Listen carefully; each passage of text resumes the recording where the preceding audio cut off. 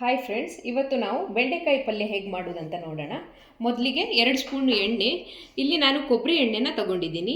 ಹಾಗೆ 1 ಸ್ಪೂನ್ ಉದ್ದಿನಬೇಳೆ, 1 ಸ್ಪೂನ್ ಕಡಲೆಬೇಳೆ, ಸ್ವಲ್ಪ ಸಾಸಿವೆ, ಒಂದು 7-8 ಎಸಳು ಕರಿಬೇವು, ಹಾಗೆ 2 ಹಸಿಮೆಣಸಿನಕಾಯಿ, 5-6 ಎಸಳು ಬೆಳ್ಳುಳ್ಳಿನ ಜಜ್ಜಿ ಇಟ್ಕೊಂಡಿದ್ದೀನಿ. ಒಂದು ಸಣ್ಣದಾಗಿ ಹಚ್ಕೊಂಡಿರುವಂಥ ಈರುಳ್ಳಿ, ಹಾಗೆ 1 ಟೊಮ್ಯಾಟೊ, ಹಾಗೆ 1/4 kg ಬೆಂಡೆಕಾಯಿನ ಮೊದಲಿಗೆ ತೊಳೆದು ಕಟ್ ಮಾಡಿಕೊಂಡು ಇಟ್ಕೊಂಡಿದ್ದೀನಿ. ಹಾಗೆ 2 ಸ್ಪೂನಷ್ಟು ಪಲ್ಯದ ಪೌಡರ್ ಹೇಗೆ ಮಾಡೋದಂತ ನಾನು ಇನ್ನೊಂದು ವಿಡಿಯೋದಲ್ಲಿ ತೋರಿಸ್ತೀನಿ. ನೀವು ಬೇಕಾದರೆ ಅಚ್ಕಾರದ ಪುಡಿನ ಸಹ ಯೂಸ್ ಮಾಡ್ಬೋದು. ಹಾಗೆ 1 ಬಟ್ಲು ಕಾಯಿ ತುರಿನ ಮೊದಲಿಗೆ ಇಟ್ಕೋಬೇಕು. ಹಾಗೆ ಹುಣಸೆ ಹಣ್ಣನ್ನು ಸಹ ಮೊದಲೇ ನೀರಿಗೆ ಹಾಕಿ ಇಟ್ಕೊಂಡಿದ್ದೀನಿ.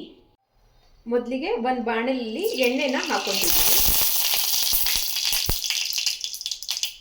ಎಣ್ಣೆ ಚೆನ್ನಾಗಿ ಬಿಸಿ ಆದಮೇಲೆ ಅರ್ಧ ಟೀ ಸ್ಪೂನಷ್ಟು ಸಾಸಿವೆ ಹಾಕೋಬೇಕು. ಸಾಸಿವೆ ಚೆನ್ನಾಗಿ ಸಿಡಿಬೇಕು. ಸಾಸಿವೆ ಸಿಡಿದಾದ್ಮೇಲೆ ತಗೊಂಡಿರುವಂಥ ಕರಿಬೇವು, ಕಡಲೆಬೇಳೆ, ಉದ್ದಿನಬೇಳೆ ಹಾಕೋಬೇಕು. ಹಾಗೆ ಹಸಿಮೆಣಸು, ಬೆಳ್ಳುಳ್ಳಿ ಸಹ ಸೇರಿಸಬೇಕು. ಹಾಗೆ ನೀರುಳ್ಳಿ ಸಹ ಸೇರಿಸ್ಕೋಬೇಕು.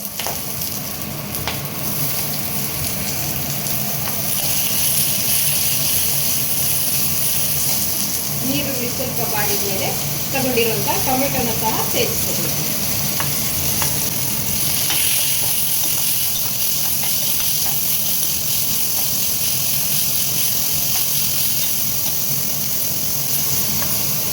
ಈಗ ಈರುಳ್ಳಿ ಟೊಮೆಟೊ ಫ್ರೈ ಆದಮೇಲೆ ಕಟ್ ಮಾಡಿರುವಂಥ ಬೆಂಡೆಕಾಯಿನ ಸಹ ಸೇರಿಸ್ಕೋಬೇಕು. ಸ್ವಲ್ಪ ಅರಿಶಿಣ ಸಹ ಹಾಕ್ತಾ ಇದ್ದೀನಿ.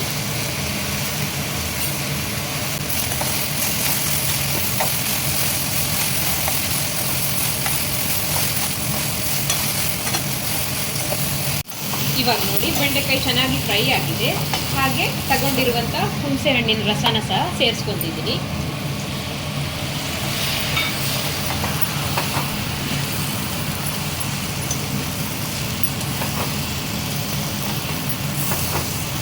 ಹಾಗೆ ಸ್ವಲ್ಪ ಉಪ್ಪನ್ನು ಸಹ ಸೇರಿಸ್ಕೊತಿದ್ದೀನಿ.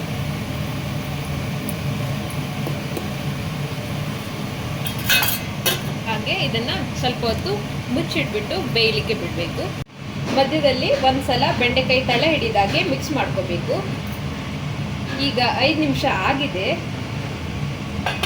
ಈಗ ಕಾಯಿ ತುರಿ ಮತ್ತು ಪಲ್ಯದ ಪುಡಿ ಸೇರಿಸಿ ಮಿಕ್ಸ್ ಮಾಡ್ಕೋಬೇಕು.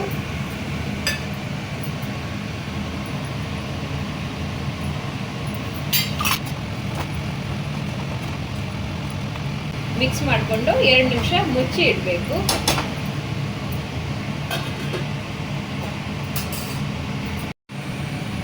ಈಗ 2 ನಿಮಿಷ ಆಗಿದೆ.